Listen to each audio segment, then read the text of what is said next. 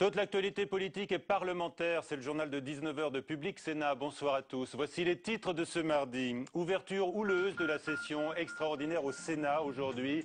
La droite dénonce la précipitation des débats sur le logement social. Le président du Sénat et Cécile Duflot défendent l'urgence du dossier.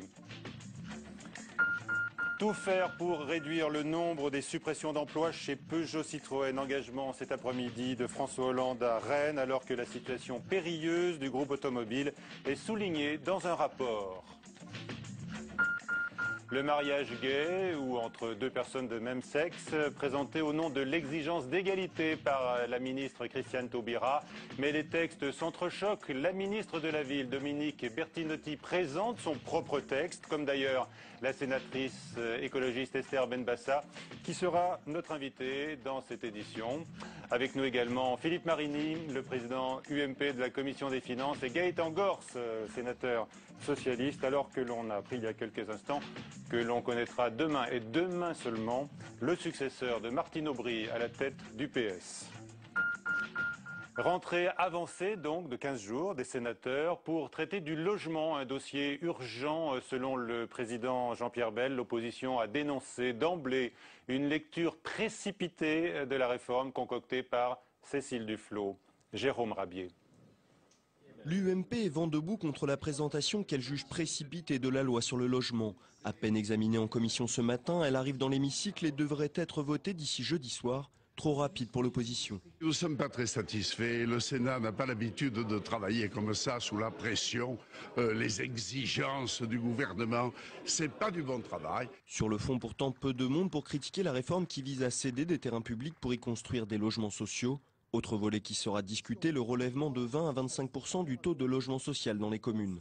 L'ancien ministre du Logement Benoît Apparu, venu éclairer les sénateurs UMP sur le texte, demande simplement quelques aménagements. Ce n'est pas un texte sur lequel on aura une opposition lourde, farouche des sénateurs UMP. Donc voilà, on aura une position partagée en disant qu'on partage la philosophie générale du texte qui est de dire il faut plus de logements sociaux dans certains territoires, mais les modalités de mise en œuvre de ce texte ne sont pas forcément judicieuses. Si la séance a débuté sur des interventions critiques de l'opposition, très vite le président du Sénat a justifié son examen rapide et a voulu calmer les esprits. Dans un moment où notre peuple est en souffrance, nous devons faire preuve aussi, je le crois, d'un sens des responsabilités. Nous devons le faire aujourd'hui pour répondre à une urgence sociale. Et c'est pourquoi, tout en prenant acte de vos remarques, dont je redis qu'elles étaient légitimes, je pense que nous pouvons dès à présent, mes chers collègues, et dans de bonnes conditions, passer à l'examen du projet de loi. Si l'opposition a voulu marquer la rentrée, le ton est très vite redevenu apaisé pour l'examen d'un texte que le gouvernement veut voir rentrer très vite en application.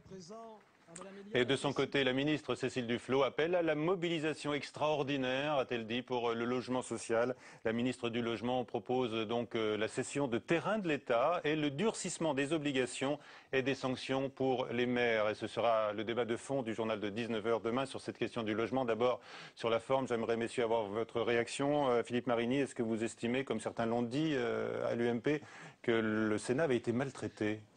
Moi, ce qui me choque, c'est d'être à si peu de temps de l'approbation de la loi de finances par le Conseil des ministres et d'en savoir aussi peu sur les choix qui vont nous être proposés. Alors, la loi sur le logement, bon, c'est une façon d'entrer dans la session. On en dira un mot. Je ne voudrais pas être inutilement blessant, car la gestion de l'ordre du jour parlementaire est toujours particulièrement difficile. C'est vrai que le gouvernement commence par un texte qui est, me semble-t-il, assez anodin et que sa communication va bien au-delà de la portée du texte. Bon, texte anodin, on ne peut pas dire ça, puisque l'enjeu du logement social, il est considérable dans ce pays. Bon, l'opposition trouvait que ça n'allait pas assez vite. Elle s'est répondue. Aujourd'hui, il dénonce une précipitation. Le texte n'a pas été examiné en commission. Il faut que l'opposition se mette d'accord avec elle-même. Est-ce que ça va trop vite? Est-ce que ça ne va pas assez vite? On ne peut pas utiliser tous les arguments en même temps. Bon, elle cherche manifestement sa place. Bon, elle va la trouver. Allez, on se retrouve dans un instant pour parler notamment du choc fiscal et budgétaire qui a été annoncé par le chef de l'État dimanche soir. Les erreurs stratégiques depuis 20 ans du groupe Peugeot Citroën pointées aujourd'hui dans un rapport qui avait été demandé par le gouvernement. La restructuration est aujourd'hui une étape obligée, mais François Hollande, qui a rencontré à Rennes des ouvriers de PSA, promet de tout faire pour limiter la casse sociale. Je vous rappelle que 8000 emplois sont menacés. Mathilde Bélanger. L'idée était encore inacceptable pour François Hollande il y a quelques semaines, mais aujourd'hui le ton a changé. En visite à Rennes, le président a rencontré des salariés de l'usine PSA de Lajanais, visés par 1400 suppressions de postes. Elles ne pourront pas toutes être évitées, a-t-il reconnu. C'est donc un travail de tous qui doit être mené pour qu'il puisse y avoir une réduction du nombre de suppressions d'emplois. Et les pouvoirs publics feront tout pour que nous puissions réduire l'ampleur de ces suppressions de postes, notamment ici à Rennes. Car le rapport rendu ce matin par l'expert du gouvernement est accablant. Depuis 20 ans, l'entreprise a multiplié les erreurs stratégiques. Une restructuration est inévitable, estime-t-il. Le plan de PSA qui prévoit 8000 suppressions de postes et la fermeture de l'usine d'Aulnay-sous-Bois n'est plus tabou. Sur le site, les ouvriers ont laissé éclater leur colère. Ils demandent au président de la République de mouiller sa chemise pour les sauver. Il a reçu pratiquement tout le monde, sauf les salariés de PSA Aulnay. Eh bien, on va y aller. La semaine prochaine, on a des choses à lui dire, on a des choses à lui remettre, nos revendications, qu'on ne veut pas être foutu à la porte comme ça. De son côté, Arnaud Montebourg veut réduire le plan social. Il devra être strictement proportionné à la situation réelle du groupe, a-t-il déclaré dans un communiqué. Le ministre du redressement productif en appelle à un dialogue social exemplaire pour le renégocier. Et la Banque publique d'investissement, on le sait, l'une des promesses du candidat François Hollande, aura une capacité d'investissement et d'intervention de plus de 30 milliards d'euros en prêts et en capital, donc pour financer l'économie française, a précisé aujourd'hui le Premier ministre Jean-Marc Ayrault. Jean-Pierre Raffarin était l'invité de Preuve par 3 tout à l'heure. Il a annoncé sur notre antenne qu'il votera bien les emplois d'avenir. On le sait, c'est l'une des mesures du gouvernement pour lutter contre le chômage des jeunes peu ou pas qualifiés, 150 000 contrats donc, dont 100 000 qui seront proposés dès la fin de cette année. On écoute l'ancien Premier ministre. Je ne suis pas favorable à ce projet, mais je voterai le texte de loi. Je ne suis pas favorable parce que j'aurais été favorable à d'autres projets. Il y a une solution qui me paraissait meilleure, qui était de conditionner les allègements de charges liés aux 35 heures à l'embauche de jeunes en alternance, dans des vraies entreprises avec de vrais emplois. C'était ça notre perspective, c'était ça ma conviction. Mais je ne vais jamais voter contre un texte qui donne des emplois à des jeunes. Jean-Pierre Raffarin, lors de l'émission Preuve par 3, à suivre ce soir à 22h30 sur Public Sénat. Dominique de Villepin, entendu aujourd'hui par les gendarmes dans l'affaire des relais et châteaux. L'ancien Premier ministre est soupçonné d'avoir exercé des pressions en faveur de l'ancien patron de ce réseau hôtelier, Régis Bulot, un de ses amis, à qui des détournements de fonds sont reprochés. Je ne suis en rien impliqué dans cette affaire, déclare dans un communiqué ce soir Dominique de Villepin. Toujours l'attente du côté du Parti socialiste. On attend demain maintenant la désignation du successeur de Martine Aubry. Harlem Désir semble toujours avoir vu ses chances se renforcer ces dernières heures face à Jean-Christophe Cambadélis. Paul Bouffard. C'est un feuilleton qui n'en finit plus de durer. Harlem Désir, Jean-Christophe Cambadélis, seule la première secrétaire encore en poste, Martine Aubry, a la clé de leur destin. Ce soir, rien ne filtre rue de Solferino. Le nom de son successeur devait être connu à l'issue d'un bureau national, finalement annulé. En cause, la répartition des secrétariats nationaux, plus compliquée que prévu. Aux dernières heures du suspense, l'eurodéputé Harlem Désir a pourtant pris de l'avance. Il est le candidat préféré des sympathisants socialistes et des ténors de la majorité présidentielle. Un feuilleton qui aura fait parler aussi par sa procédure. Certains jugent l'élection, la désignation du nouveau premier secrétaire, digne d'un régime monarchique. Demain, un conseil national validera les motions présentées au vote des militants socialistes. On connaîtra officiellement le successeur de Martine Aubry. Ce dernier prendra son poste à l'issue du congrès de Toulouse fin octobre. Voilà nos deux invités, je vous les ai déjà présentés, on les a d'ailleurs déjà entendus. Philippe Marini, donc président UMP de la Commission des Finances, et Gaëtan Gors, sénateur socialiste de la Nièvre. Peut-être d'abord une question sur le Parti socialiste. Est-ce que vous êtes impatient, vous qui êtes si critique sur la façon dont la rue de Solferino est gouvernée? J'allais dire qu'heureusement que le ridicule ne tue plus, mais je suis un peu triste pour tous les socialistes, tous mes amis, parce que ramener le parti qui a été capable d'organiser les primaires, de provoquer une telle mobilisation démocratique à une situation, ça a été dit, quasi monarchique, c'est un peu triste. C'est pas au fond le Parti socialiste dont on a besoin pour les 5 ans qui viennent. Oui, je suis un peu triste et je continuerai à le dire. Pas de langue de bois sur ce sujet. Très bien. Et vous avez quand même une préférence entre les deux finalistes, manifestement Oui, qui se soumettent au vote. Moi, qui se soumettent soumettre au vote des militants, que Oui, chacun mais puisse être librement candidat. avant leur désignation, vous avez l'un des... Non, comment voulez-vous que je choisisse entre deux personnes qui se sont prêtées à un ballet aussi peu digne du point de vue de la démocratie? Non, malheureusement, je suis forcé de les renvoyer dos à dos. Ah, vous avez l'air de souffrir, là, comme socialiste aujourd'hui, hein? Oui, mais je suis content, la gauche est au pouvoir, elle a des responsabilités, je suis déçu, le PS n'est pas à la hauteur. Bien. Et vous, Philippe Marigny, est-ce que vous avez fait votre choix pour la présidence de l'UMP? Oui, je soutiens Jean-François Copé et contrairement au Parti socialiste, cette fois-ci, nos militants trancheront dans un scrutin démocratique. Les élus annoncent leurs préférences et les militants votent. Voilà que l'UMP va nous faire la leçon, c'est un peu triste. Martine Aubry réagit. Bon, alors voilà, j'espère qu'elle vous entend. Philippe Marigny, le tournant de la rigueur pris par François Hollande dimanche soir, vous satisfait-il? Et si non, pourquoi? François Hollande souhaite que nous restions dans l'euro. J'approuve ce choix. Et de cette stratégie dépend tout le reste. Si l'on veut rester dans l'euro, il faut être suffisamment proche économiquement parlant de l'Allemagne et il faut accepter des règles de gestion budgétaire partagées au sein de l'Union européenne, d'où la ratification confirmée, me semble-t-il, du traité européen et la loi organique à laquelle, soit dit en passant, je souhaiterais que l'opposition soit un peu plus associé par messieurs les ministres, car je suppose... Vous allez voter?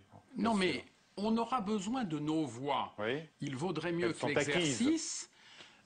Peut-être pas tant que ça, parce qu'il faudra encore convaincre à l'intérieur de nos groupes de l'opposition, et on le ferait mieux si cette démarche technique était conduite comme l'a été, par exemple, sur 1999-2001, la préparation à l'époque par Didier Migaud et Alain Lambert, et moi-même du côté du Sénat, de la loi organique sur les lois de finances. Moi, je crois que l'on aurait tout intérêt, sur un texte de ce genre, concernant nos méthodes de travail, à éviter trop de politique politicienne.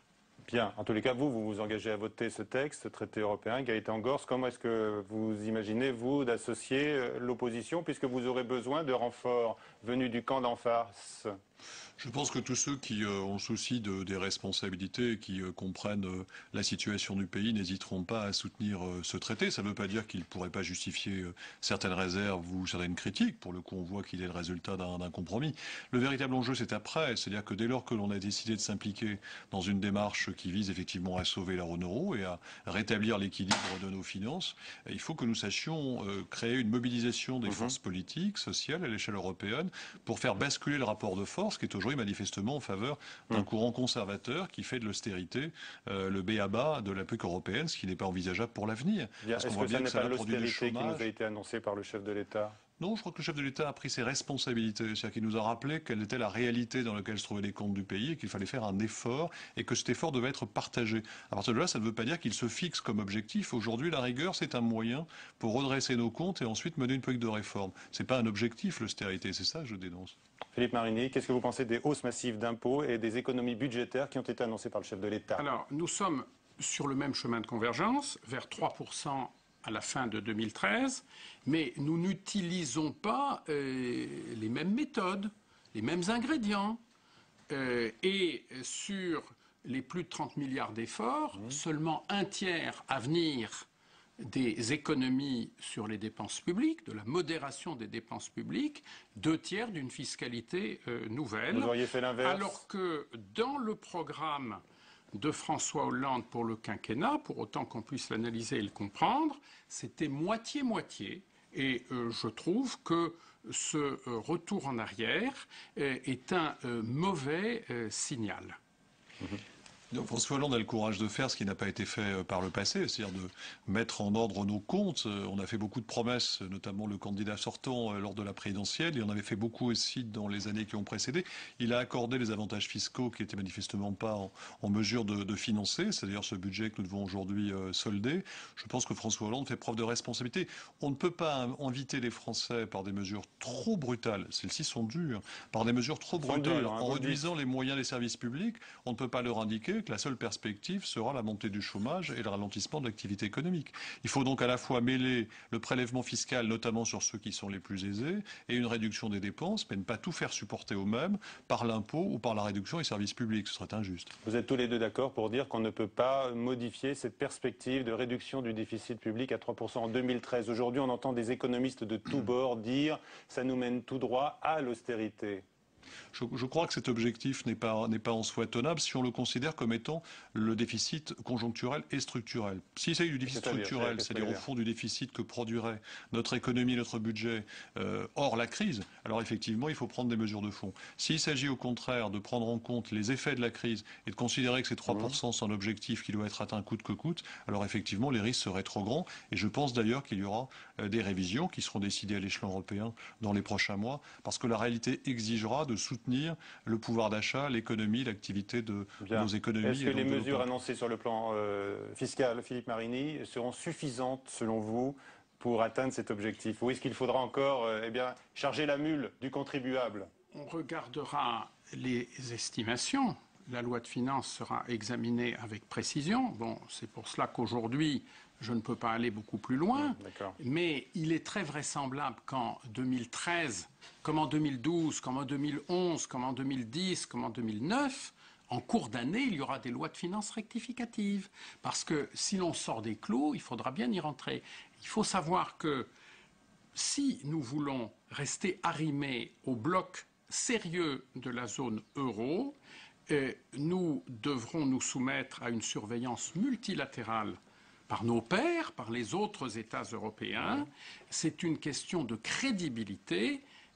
Notre crédit en dépend, les conditions de nos financements. Et si nous sortons des clous, nous le paierons très cher et nous aurons à faire encore beaucoup plus de sacrifices. Est-ce que vous voterez, Philippe Marini, les emplois d'avenir comme Jean-Pierre Raffarin?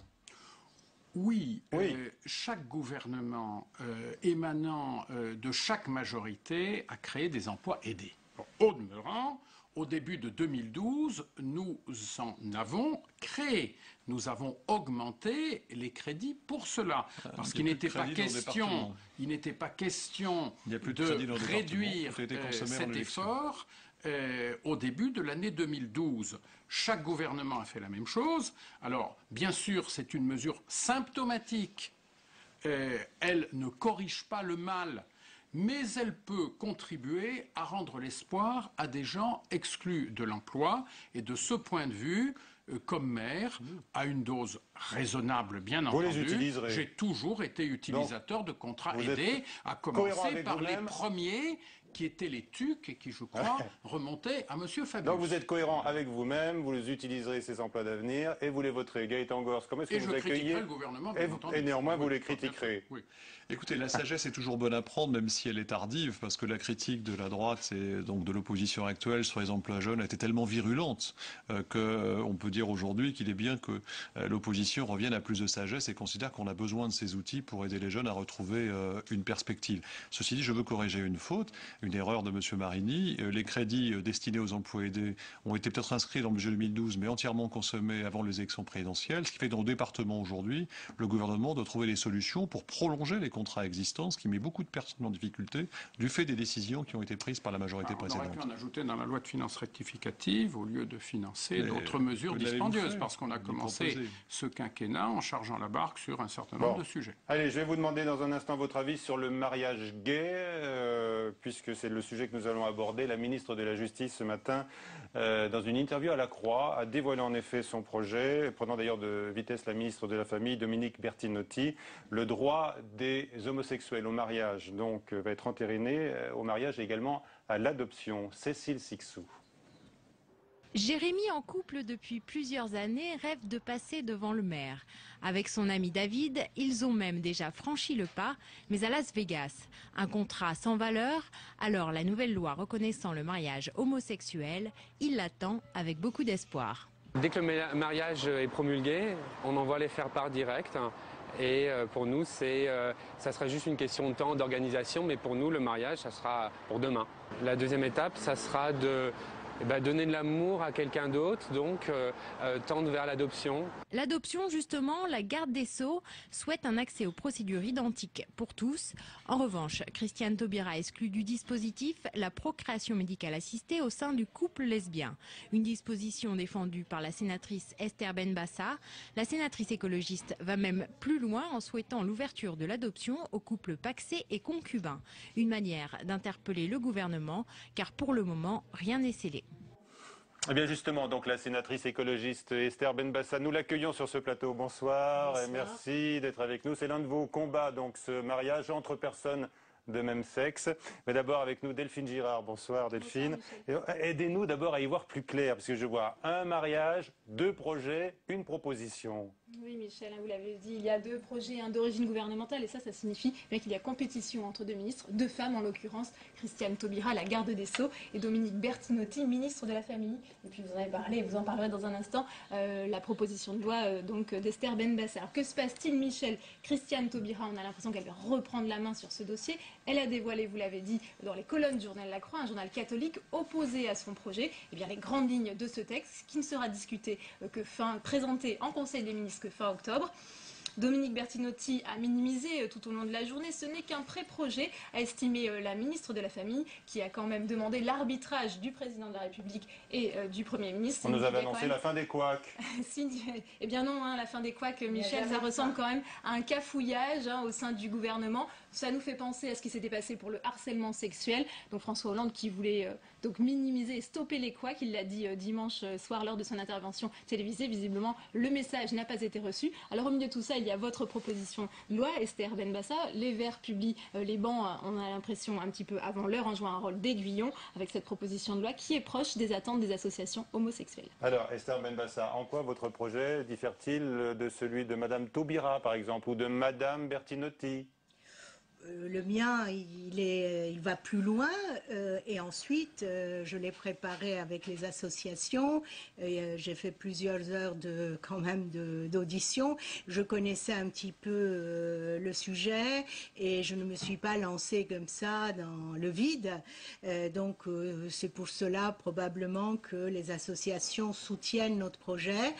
Le projet d'Europe Écologie Les Verts, je me suis située dans la foulée verte qui avait quand même déposé énormément de lois. Tout le monde propose la même chose, évidemment. Non, attendez, j'allais dire la base quand même, l'ouverture du mariage au couple. Là, vous n'allez pas me démentir. L'ouverture du mariage au couple donc de même sexe, avec l'adoption à la clé. Là, bien sûr, les 2 projets du gouvernement, votre proposition se rejoignent. Pas tout à fait? Non, pas tout à fait, puisque sur l'adoption simple et plénière, je demande également qu'elle soit ouverte aussi bien pour les pacsés que les concubins, puisqu'on ne va pas quand même imposer le mariage, parce qu'il y aura une loi sur le mariage. Si les gens ne veulent pas se marier, ils ne se marient pas. J'ai introduit aussi la procréation médicalement assistée. Ça ne figure pas effectivement dans le texte de Mme Taubira. Bien sûr, et qui était une des grandes demandes des associations, puisque les femmes lesbiennes, elles vont en Belgique. On appelle ça les bébés Thalys. Voilà. Certains enfants en Belgique.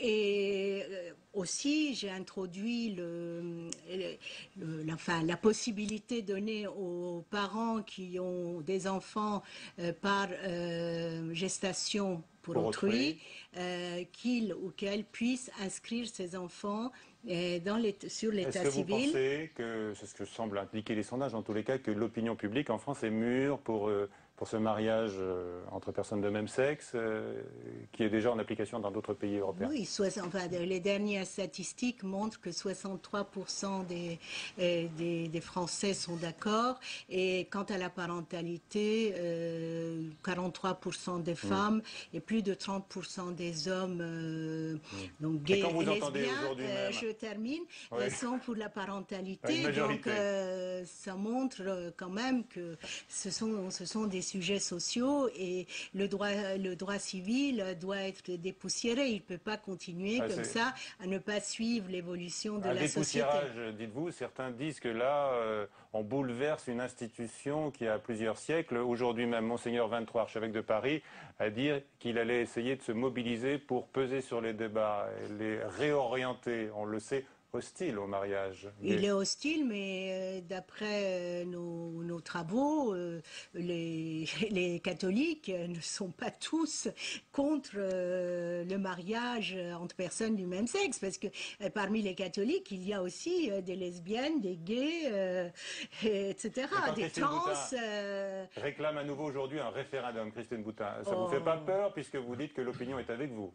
Enfin, l'opinion est prête. Je ne sais pas si l'opinion est avec nous. En tout cas, on fait du travail, on fait des réunions, on explique la loi, parce qu'il faut être pédagogue, il faut expliquer, parce que tout le monde a peur pour les enfants. Je vais vous dire, s'il n'y a pas mariage, les enfants nés par PMA ne sont pas protégés. Procréation médicalement assistée. Oui, ni les enfants des conjoints adoptés, parce qu'il n'y a pas d'adoption, donc on n'a que l'autorité parentale. Et qu'est-ce qu'il arrive? Je sais pas, le parent social meurt. L'enfant ne peut pas hériter. Donc on est là aussi pour défendre les enfants. C'est un sujet de société qui transcende les clivages idéologiques traditionnels. Oui, je ne sais pas, il faut voir les statistiques de personnes qui se marient à l'église. Je me place dans la perspective du vote, évidemment, Esther Bien sûr, Benbassa. vous avez tout à fait raison. Mais moi, je me dis que, je sais pas, la majorité des Français se marient à la mairie, donc ce n'est pas une question de religion. On a dit la même chose pour le divorce dans le passé, pour le vote des femmes. D'accord. Voilà. Alors, Philippe Marini vous écoute très attentivement. Je rappelle qu'il est sénateur maire de Compiègne. Il sera obligé, une fois que la loi sera votée, de procéder à des mariages entre personnes du même sexe. Vous êtes prêt, Philippe Marini? Personnellement, je ne célébrerai jamais un tel mariage, à titre personnel. Jamais. Clause de conscience, n'est-ce pas? Je suis totalement opposé à cette évolution de la législation pour des raisons de conviction profonde, pour des raisons religieuses, et aussi parce que je pense qu'un enfant est beaucoup plus apte à affronter la vie lorsqu'il est dans une famille équilibrée, avec un père et une mère. L'équilibre, on le trouve aussi entre deux personnes du même sexe. C'est ma conception, c'est une conception sur laquelle je ne transigerai pas, et je pense que le PACS offre un cadre de solidarité financière, fiscale et patrimoniale qui peut éventuellement être aménagé sur tel ou tel point, mais qu'il faut absolument s'en tenir là. Mais le PACS ne protège pas les enfants, monsieur, je ne voudrais pas vous contredire, parce que lorsque vous adoptez, enfin si le conjoint ou la conjointe, ou le PACSé ou la PACSée veulent adopter l'enfant de leur partenaire, et le parent biologique perd ses droits. Donc, ils ne peuvent pas l'adopter. Les enfants sont encore moins protégés avec le PACS, et c'est pour cela qu'on demande le mariage, mais on demande aussi que le PACS aussi donne cette possibilité. Mais on ne peut pas tout faire en même temps. Ma préoccupation n'est certainement pas de favoriser la procréation médicalement assistée pour des couples entre personnes de même sexe. Pardonnez-moi, je suis cohérent avec les convictions que je défends. Voilà, donc les positions restent bien sûr tranchées. Un mot, Gaëtan. Vous voterez, vous, Gaëtan? Moi, je voterai sans hésiter. Je suis opposé à toute forme de discrimination. Le mariage est un acte légal. Pourquoi est-ce qu'on différencierait les gens selon leur sexe dès lors que l'affection et le sentiment est là? Très bien, donc débat à suivre. On va encore beaucoup en parler dans les semaines qui viennent, puisque ça arrivera à la fin du mois d'octobre, Delphine, vous nous avez dit, en Conseil des ministres. Merci à tous les trois d'avoir participé à cette édition. La question du nouvelobs.com, le partenaire du 19h aujourd'hui, la fermeture de l'usine d'Aulnay de PSA, vous paraît-elle acceptable? Vous avez répondu non à 54%, oui à 39%. Quelques images pour conclure cette édition. La manifestation Talent des cités que vous suivez chaque année sur Public Sénat, n'est-ce pas, Esther Benbassa? Ce sont des initiatives de jeunes des quartiers difficiles qui sont mis en lumière. Eh bien, elle va connaître une année encore de plus forte exposition, puisque Public Sénat, on le voit, a renouvelé son accord avec France Télévisions. C'est une manifestation que vous suivez attentivement et à laquelle vous participez. Merci. À 22h, Sonia Mabrouk. C'est la chaîne qui monte. Exactement. Bonsoir à tous.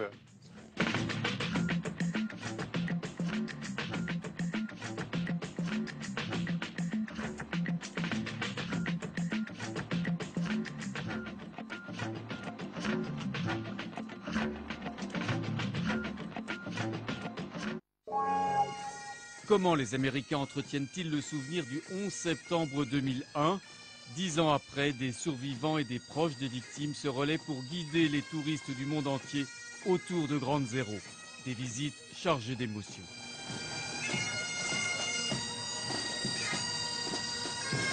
Memoryland, samedi à 22 h sur Public Sénat.